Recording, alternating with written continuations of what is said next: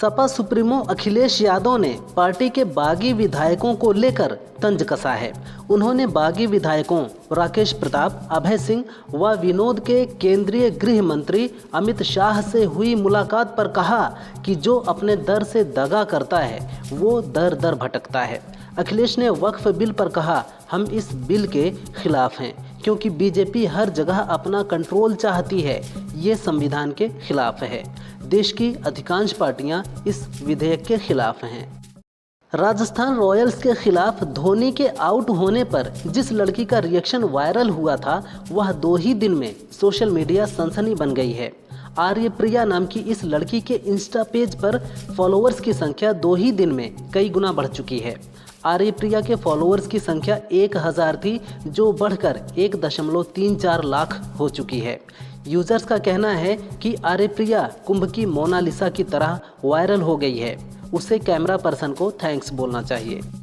सपा अध्यक्ष अखिलेश यादव ने वक्फ संशोधन विधेयक पर प्रतिक्रिया दी है। अखिलेश ने कहा, हमारी पार्टी इसका विरोध करेगी। जिनके लिए यह विधेयक लाया जा रहा है उनकी बातों को महत्व न देने से बड़ा अन्याय क्या हो सकता है। बीजेपी ऐसी पार्टी है जिसे ज़मीन से बहुत प्यार है। उन्होंने रेलवे की ज़मीन बेची, रक्षा मंत्रालय की ज़मीन बेची और अब वक्फ की ज़मीन बेची जाएगी। ये सब उनकी नाकामियों को छुपाने की साजिश है। अजमेर दरगाह के आध्यात्मिक प्रमुख के उत्तराधिकारी सैयद नसरुद्दीन चिश्ती ने वक्फ संशोधन विधेयक को अच्छा बताया है। उन्होंने कहा, काफ़ी लंबे समय से लोगों को इसका इंतज़ार था। वक्फ में अब तक जो खामियां नज़र आ रही थीं उन्हें ज़रूर दूर किया जाएगा। लोकतंत्र में सभी को विरोध करने का अधिकार है। सरकार द्वारा विपक्ष के सुझावों को मान लिया गया। आम और गरीब मुसलमानों तक अब वक्फ का पैसा पहुँचेगा। ऑल इंडिया मुस्लिम जमात ने वक्फ संशोधन विधेयक का समर्थन किया है। AIMJ के प्रमुख मौलाना शहाबुद्दीन रजवी ने कहा, इस बिल से किसी मुसलमान को खतरा नहीं है। इस बिल के पास होने से किसी मुसलमान की मस्जिद या ईदगाह नहीं छिनेगी। विपक्ष इस बिल पर वोट की राजनीति कर रहा है। विपक्ष के लोग वक्फ बिल पर हंगामा करेंगे। इस बिल के पास होने के बाद इसकी संपत्ति से गरीबों की मदद की जाएगी। वक्फ बोर्ड संशोधन विधेयक पर आज़ाद समाज पार्टी के अध्यक्ष और सांसद चंद्रशेखर आज़ाद ने प्रतिक्रिया दी है। उन्होंने कहा, आज पूरे देश की नज़र संसद पर है। यह एक ऐसा समय है कि देश में जो कमज़ोर तबका है वह देख रहा है कि कौन उसके साथ खड़ा है, कौन लोग उनसे राजनीतिक लाभ चाहते हैं।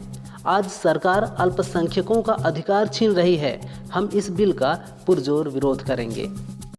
वक्फ बिल पर चर्चा से पहले कांग्रेस द्वारा पॉइंट ऑफ ऑर्डर पर सवाल उठाने पर गृह मंत्री अमित शाह ने कहा, कैबिनेट ने बिल अप्रूव करके सदन में रखा।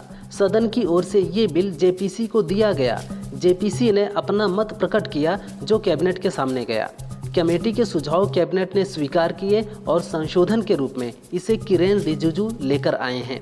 ये कांग्रेस के ज़माने जैसे ठप्पा कमेटी नहीं है। हमारी कमेटियां दिमाग चलाती हैं। लोकसभा में वक्फ संशोधन विधेयक 2024 पेश होने से पहले आपके राज्यसभा सांसद संजय सिंह ने कहा, देश के लोगों को अब सावधान हो जाना चाहिए कि भाजपा ने वक्फ संपत्तियों पर कब्जा कर उन्हें अपने दोस्तों को देने की शुरुआत कर दी है।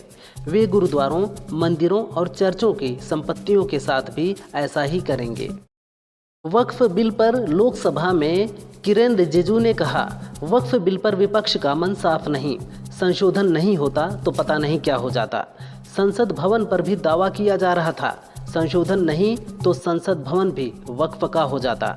मोदी सरकार नहीं आती तो न जाने कितनी ज़मीन वक्फ को दे देते। वक्फ बोर्ड किसी भी धार्मिक संस्था या स्थल से छेड़खानी नहीं करेगा।